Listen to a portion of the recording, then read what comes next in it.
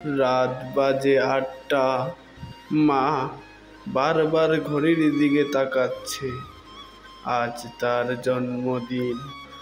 ছেলেকে সকাল থেকেই বলেছিল, তুই একটু আয়, কেক কাটবো। তানিম তখন অফিসে ব্যস্ত। ভাবলো আজ না গেলে কি হবে, মা তো আছেই।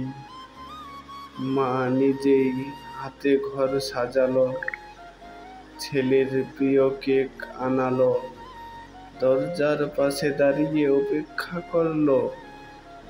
এক সময় ফোন করে বলল, তুই কি আর আসবি না?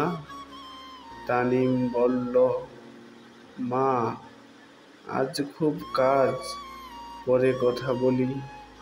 ফোনটা কানে ধরে কিছুক্ষণ চুপ করে থাকলেন মা। তারপর ধীরে ধীরে হাঁটলেন ঘরে। সকালবেলা তানিম একটা অচেনা নাম্বার থেকে ফোন পেল।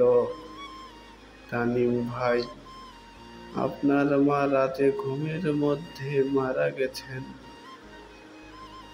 তানিম ছুটে গেল, ঘরে ঢুকে দেখলো টেবিলের উপর রাখা সেই কেক, আর দেওয়ালে ছোট্ট একটা লেখা, হ্যাপি বার্থডে মা।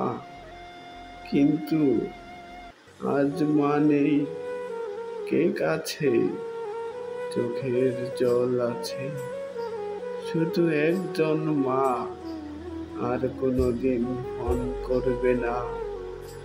তুই আসবি তো বাবা?